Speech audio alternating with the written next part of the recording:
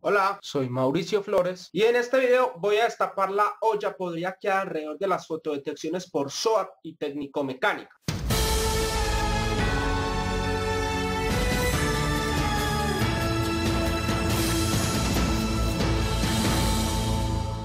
Para nadie es un secreto que los organismos de tránsito en Colombia desde hace rato dejaron de ser entidades orientadas a salvaguardar el orden y la armonía entre todos los actores de la vía y se convirtieron en un nido de ratas en donde de manera legal atracan diariamente a millones y millones de colombianos con multas exorbitantes y ridículas como sacadas de un sombrero de conejo. Sin embargo, desde que se implementaron las fotodetecciones que hubieran podido servir para fines muy nobles, es más evidente la corrupción rampante en dichas entidades, la cual ha llegado a su punto máximo con la implementación de las fotodetecciones por SOAT y técnico-mecánica. Pues en un par de semanas y por un pequeño descuido, a una persona le pueden arruinar la vida y dejar en la completa quiebra con una serie de multas consecutivas que encima de todo no son bien notificadas. Por ejemplo, si a una persona se le olvida renovar el SOAT,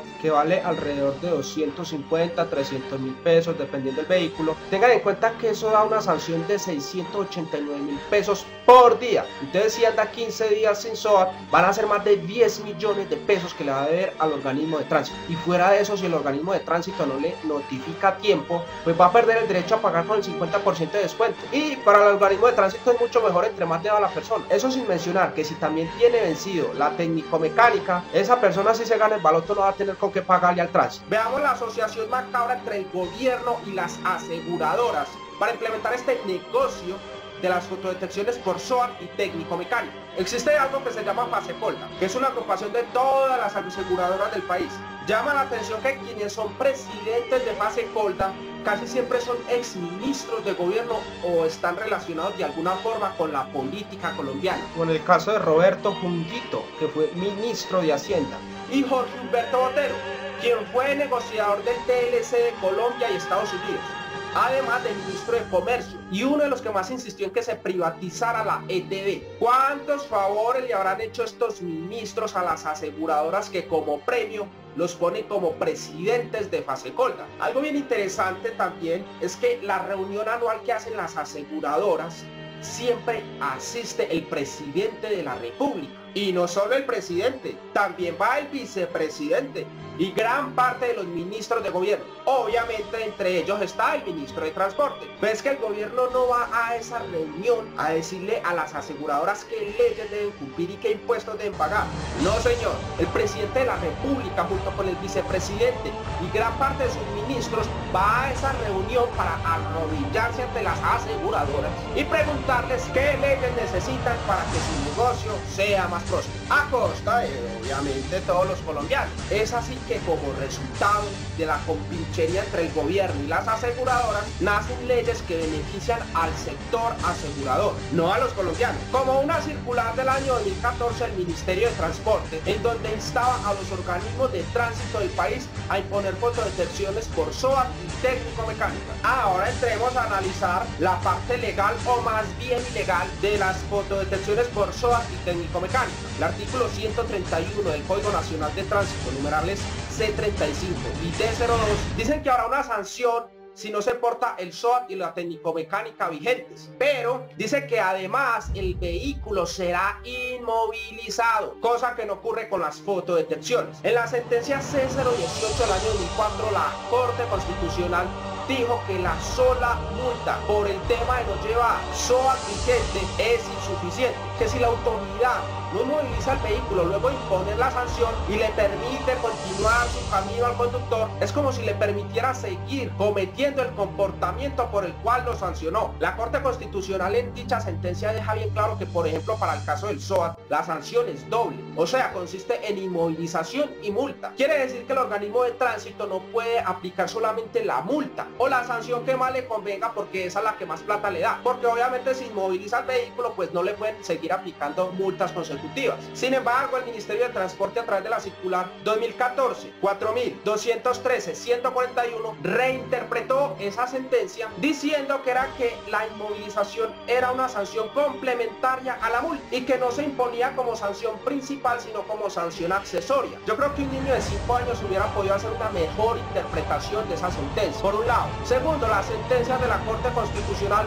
no se interpretan, porque es que de hecho las sentencias antes lo que hacen es interpretar las leyes, porque lo que estaría haciendo el Ministerio de Transporte es reinterpretar la ley, y fuera de eso la interpreta de la forma más perjudicial para el ciudadano, pero más beneficiosa económicamente para el Ministerio de Transporte y los organismos de tránsito. Así que de manera descarada el Ministerio de Transporte entra a decir que no, que es que la inmovilización es si de pronto al organismo de tránsito le da la gana. No, la inmovilización se tiene que cumplir en todos los casos. También tenemos el artículo 125 del Código Nacional de Tránsito, que dice: inmovilización consiste en suspender temporalmente la circulación de un vehículo por las vías públicas hasta que se subsane la causa que le dio origen. Por las fotodetecciones, por SOA y técnico-mecánica, obviamente nunca se subsana la causa que dio origen a esa sanción. El deber del ciudadano es tener al día el SOA y la técnico-mecánica, pero el deber del organismo de tránsito es inmovilizar el vehículo, y el organismo de tránsito no cumple su deber. También la página 41 del Manual de Infracciones de Tránsito,